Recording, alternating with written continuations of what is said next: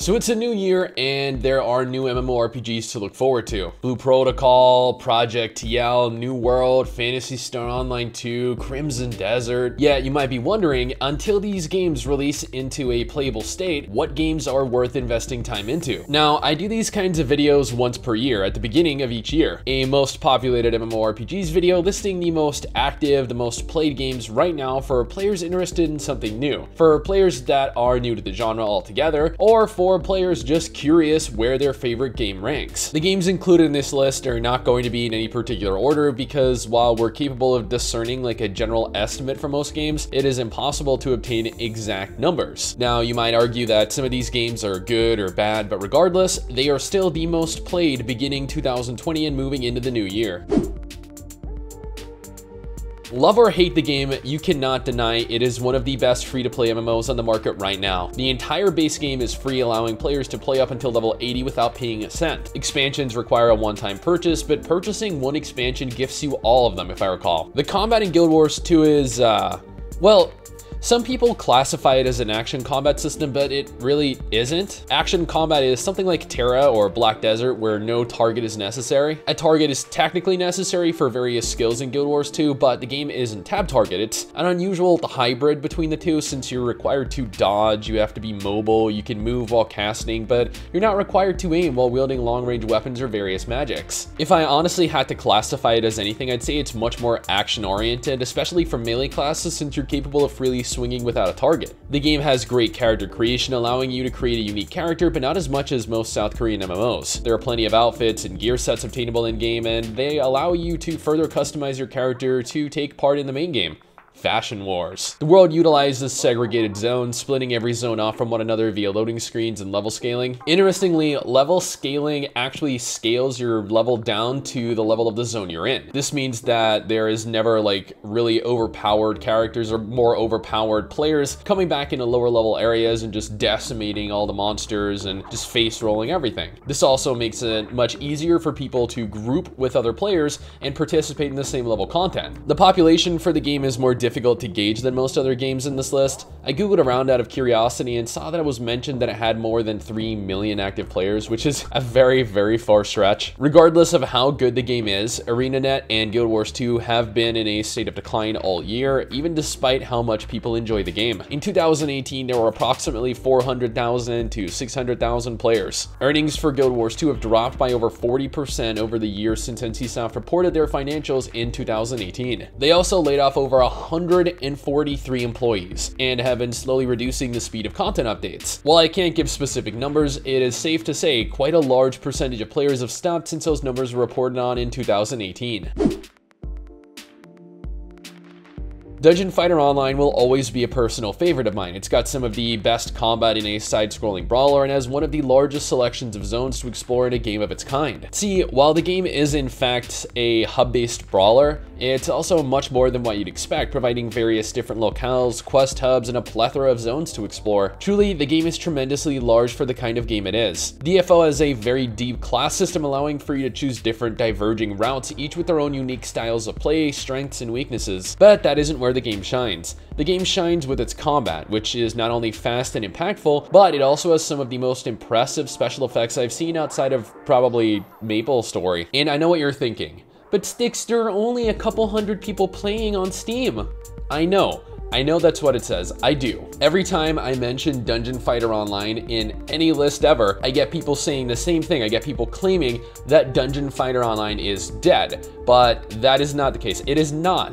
Trust me, the game, although yes, it is playable via Steam, is also playable via their own custom client. But that isn't where the vast majority of players come from. The game is one of, if not the highest grossing MMO in the entire world. Don't believe me? Go and Google it. Its player base has several million players playing concurrently during peak hours. But as you may have guessed by now, that is not on the North American or European servers. Nope, China and South Korea are where the vast majority of players are located, but due to the sheer number of players, the game continues to get more updates than almost any other MMO in existence. Seriously, go in and boot up a VPN and log into the Chinese Dungeon Fighter Online. Take a look at the player base. It's crazy. I have always been a fan of the Elder Scrolls series. I've poured more hours than I know what to do with in Morrowind and Oblivion, and Skyrim took more of my life away from me than I'd like to admit. However, the Elder Scrolls Online was an interesting route to take the series. It has the same feel of an Elder Scrolls game, it features the same kind of action combat that most of the Elder Scrolls games use, but it doesn't feature a seamless world, instead having an open world with small loading screens separating various zones from one another. The combat and class system for ESO is a unique one in so that it allows you to kind of build your character, or more so the class you want. Like, I'm not even kidding, you could be like a hulking mass of muscle that pops out of stealth and assassinates people using a tiny little wand. Yeah. It is really that awesome. Last year, the Elsewhere expansion was released, taking us to the home of the Khajiit. Prior to the launch of the expansion, ESO had approximately 11 million registered players. I'd also like to note that the Elder Scrolls Online is buy-to-play, meaning that is 11 million players that paid for the game. As I reported in my last weekly bite of MMORPG news video, ESO actually has an entire year worth of updates planned, with the first chapter, Greymoor, being announced recently. In the last several months alone, the game has increased the total number of players to over 15 million, adding another 1.5 million players over the latter half of the year. It's also worth noting that this counts players on every platform: PC, Xbox One, and PS4. With those numbers, adding over 4 million new players over a 1 to 2 year period, it is safe to say the game is not hurting for players. For those of you with a craving for sci-fi, this will probably be one of the only MMORPGs you have in terms of options. I'll admit, I have not played that much of the game, 10 hours, maybe 12 total, but that doesn't change the fact that there are still quite a few players logging in regularly to play the game. It takes place within the Star Wars universe, so if you're a fan of the movies or the other games, you'll probably find yourself caught up in the story, of which Star Wars: The Old Republic has quite an emphasis. This game is probably the most story-driven MMO I've seen other than Final Fantasy XIV. And that's saying something, because 14 is filled with what seems like hundreds of hours worth of story. The game offers a unique way of storytelling by providing players with varied options that can lead to different characters' deaths and even impact recruiting or romancing other characters you come across. The combat? Well, honestly, the combat definitely is not the selling point for the Old Republic. It's a pretty basic, albeit a little dated, tap target system. Don't get me wrong though, the combat isn't bad, it's just slower and a little clunkier than I'm used to. While Star Wars: The Old Republic is free to play, many current and old players alike are of the opinion that you need to pay if you want to fully experience the game. The most recent expansions, along with all the content found within them, are locked behind a paywall though, requiring you to subscribe once to unlock all the content associated with them, but that's what, a one-time $15 fee? Official numbers have never been given for Star Wars: The Old Republic, but several unofficial sources claim the game has well over 100,000 active players. That is, I don't know, it's a little unlikely. However, the game has quite a few active players, don't get me wrong, but the cumulative total population across all the servers numbers closer to maybe half of that number at max. Black Desert Online has been dominating every single platform with its recent expansion onto everything other than the Switch. Wait, they haven't launched onto the Switch yet, right?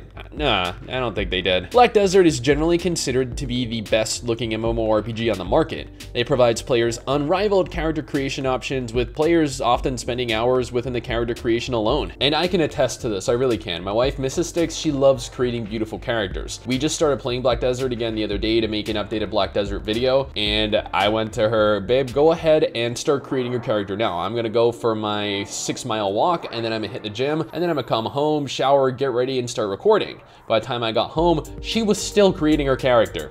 Yeah, it also provides almost unparalleled action combat with some of the fastest and the flashiest combat you have ever seen in an MMO. And if that wasn't enough to get you excited, the game is a giant sandbox. There are no loading screens between pretty much anywhere in the world, or at least there weren't. When we came back to the game and we have been playing, I've noticed that there are kind of like little brief intermissions between zones in the form of loading screens. They only last like maybe a second at maximum, but they never used to exist when I played before. But that aside, BDO is unique in so that it offers absolutely nothing found in most MMOs these days. You make your character, then you go out and instantly begin grinding, and that makes up the bulk of the game. There are no dungeons, there are no raids. It's an interesting spin on the MMO genre, but one that has worked very well for it. Getting a gauge for currently active players is impossible. The game was sitting at, I don't know, I think it was a couple 100,000 monthly active players before they released onto each console, with console sales numbering in the hundreds of thousands as well. So, while we can't obtain exact numbers, it is safe to assume several 100,000 players still play this game each month.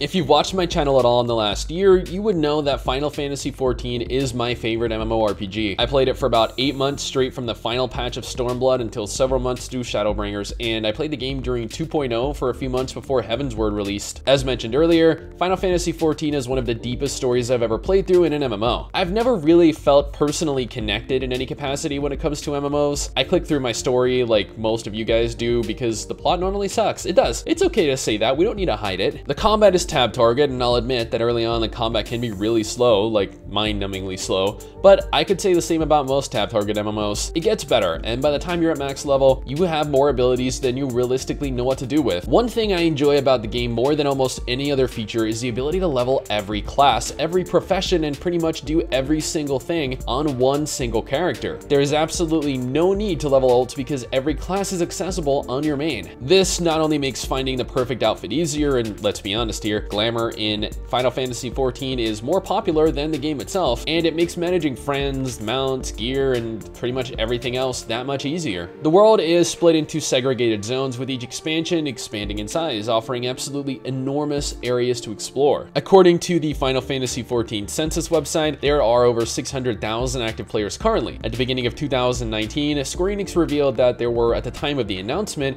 approximately 14 million registered accounts currently. That is registered accounts, not total active players. I literally have this argument every time I mention this in a video. Please guys, please understand the difference. Towards the middle of 2019, when Shadowbringers finally launched, there were over 17 million registered players, and it was revealed that the game had hit its highest number of active subscribers in the game's history at 1.1 million. Since then, no doubt the population has dipped a little bit, but it is safe to assume that there is still quite a significant number of players. Whether that's 600,000, 800,000, or a million is impossible to say, but it's more than almost any other MMO online right now.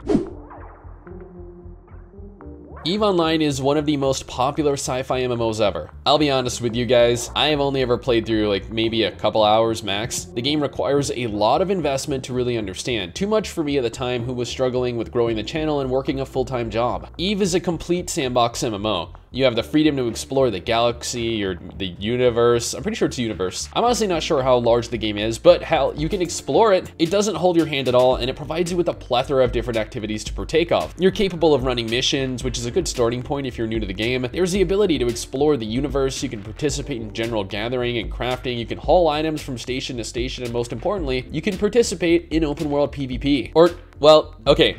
I say open world PvP, but it's more like open universe PvP. There's actually a ton of PvP that takes place in the game. I wish I'd gotten to experience it, but yeah, there was no way I would have ever gotten far enough to have been able to. The population in EVE Online is at approximately 30,000 concurrent players as of January 2020. There is no way to gauge total active players that I'm aware of, and while the player base fluctuates by a few thousand depending on the week, it's still a safe bet to assume that around 30,000 players play the game concurrently.